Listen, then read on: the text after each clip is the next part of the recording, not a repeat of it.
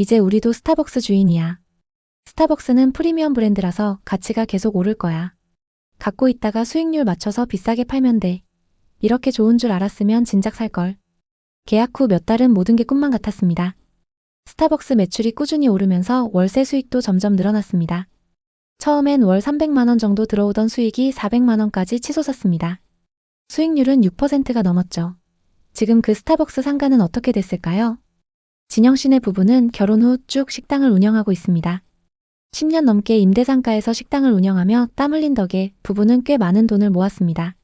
하지만 매달 내는 월세와 불안정한 임대 생활은 그들의 마음을 무겁게 했습니다. 진영 씨는 늘 생각했습니다. 언젠가는 우리도 안정적인 수익원이 필요해. 이제 정말 투자할 때가 됐어. 부동산이 이렇게 뜨고 있는데 지금이 기회야. 특히 상업용 부동산은 수익률이 은행보다 훨씬 낮다는 소문으로 투자자들 사이에서 화제였습니다. 주변 식당 주인들이나 손님들이 상가 하나 사면 평생 먹고 살 수 있어요 라고 입을 모았고 부부도 그 분위기에 휩쓸렸습니다.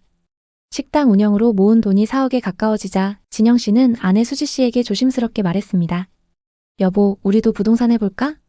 수지 씨는 잠시 고민하다 고개를 끄덕였습니다. 그래, 지금 안 사면 후회할 것 같아. 부부는 부동산을 다니며 상가 매물을 소개받기 시작했습니다. 상업용 부동산이라면 리스크가 적고 안정적이라고 믿었기 때문이었습니다. 당시엔 유명 프랜차이즈가 입점된 상가에 투자하는 게 유행이었죠. 올리브영, 스타벅스, 이디야, 시유나 GS 편의점 같은 대형 브랜드들이 입점된 상가들 말이죠. 그러던 어느 날 지인으로부터 주상복합단지 1층에 위치한 스타벅스 상가를 소개받았습니다. 스타벅스 건물주가 되는 건 모든 사람들의 꿈이었죠. 진영 씨는 쉬는 날이면 스타벅스에 앉아 책을 읽는 걸 좋아했고 수지 씨도 스타벅스를 좋아했습니다. 스타벅스 같은 큰 브랜드는 절대 망하지 않아. 월세 걱정 없이 평생 수익 낼 수 있을 거야. 중개인이 보여준 자료에 따르면 스타벅스는 전국의 모든 매장을 직영으로 운영하며 건물을 빌려서 사용하는 시스템이었습니다. 매출액의 일정 비율을 건물주에게 월세처럼 지급하는 구조로 안정적인 수익을 보장한다고 했습니다. 해당 매장은 월 매출의 12%를 상가 소유주에게 주는 계약이었고 동탄 신도시의 활발한 상권 덕에 매출이 꾸준할 거라는 전망이 있었습니다. 부부는 현장을 방문해 보았습니다. 주상복합단지 1층에 자리 잡은 스타벅스는 평일인데도 입주민과 주변 직장인들로 북적였습니다. 유리창 너머로 보이는 세련된 인테리어와 긴 줄을 선 손님들, 커피향이 퍼지는 분위기에 진영 씨는 흥분을 감추지 못했습니다. 여기라면 매일 사람들로 가득할 거야. 이게 바로 우리가 찾던 매물이야. 수지 씨도 동의했습니다. 은서가 대학 갈 때까지 여기서 나오는 돈으로 여유롭게 살 수 있을 거야. 그리고 갖고 있다가 가격이 오르면 비싸게 팔면 돼. 하지만 매매 가격을 듣고 부부는 충격에 빠졌습니다. 스타벅스 매장이 들어선 상가 전체가 24억 원이었죠. 식당으로 모은 돈으로는 도저히 감당할 수 없는 금액이었습니다. 24억? 이건 너무 무리야. 그냥 포기하자. 수지 씨가 한숨을 쉬며 말했습니다.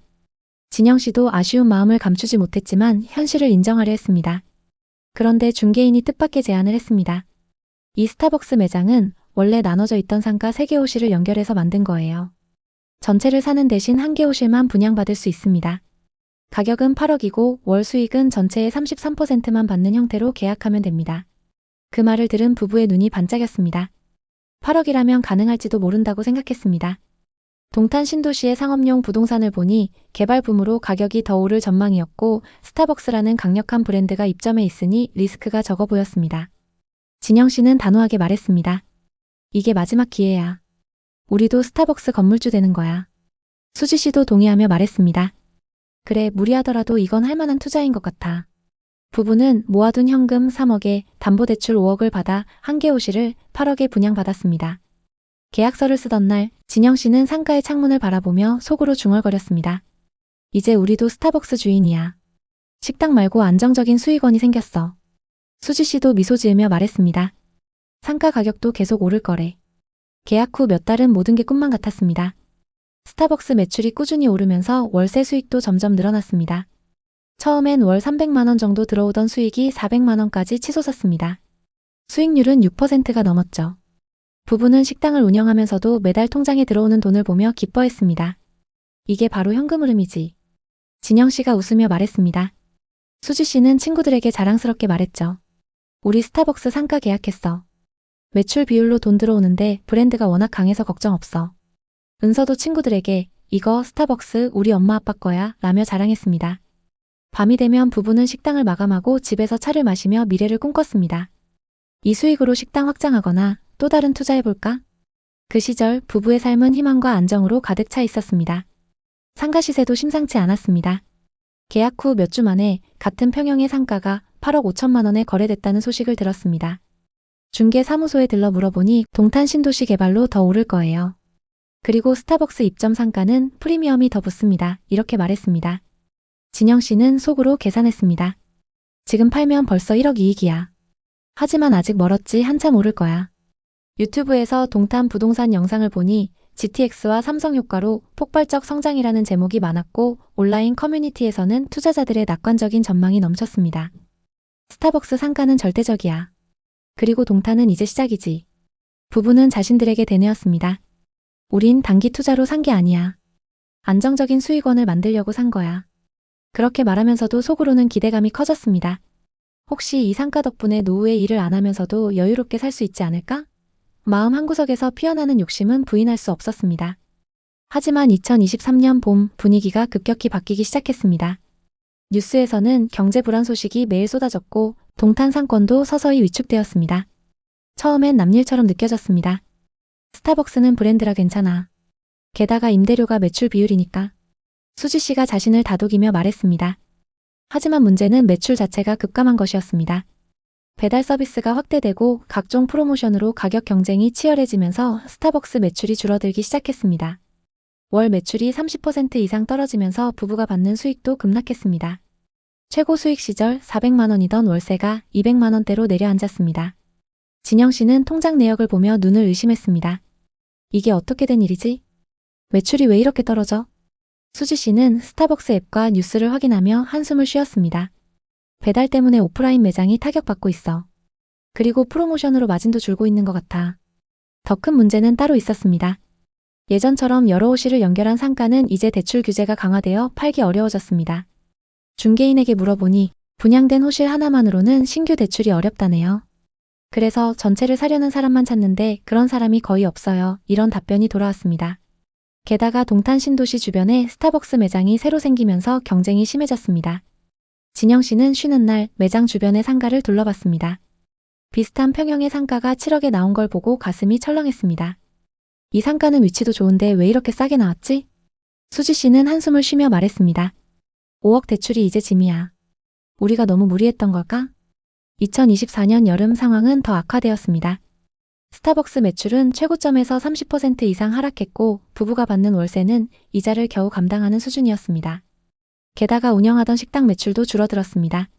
부부는 식당 마감 후 가계부를 들여다보며 지출을 줄일 방법을 고민했습니다. 또 다른 투자는커녕 이자와 월세마저 부담스러워졌습니다. 수지 씨는 은서 입시학원을 하나 더 보내지 못해 미안한 마음이 들었습니다. 진영 씨는 식당에서 늦게까지 손님을 기다리며 생각했습니다. 식당이라도 잘 돼야 할 텐데 라고 말하는 목소리는 떨렸습니다. 수지 씨도 우울했습니다. 스타벅스 건물주 꿈이 이게 다야. 그날 밤 진영 씨는 은서가 자는 방을 들여다봤습니다. 상가를 산 후 수익으로 좋은 대학에 보내주려고 했던 순간이 떠올랐습니다. 하지만 이제 그 상가는 애물단지가 되어버렸습니다.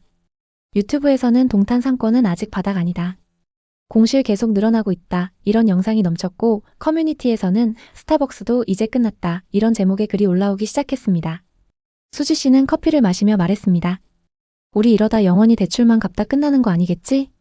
진영 씨는 아무 대답도 하지 못했습니다. 상가를 산다는 건 단순히 오를까 내릴까의 게임이 아니었습니다.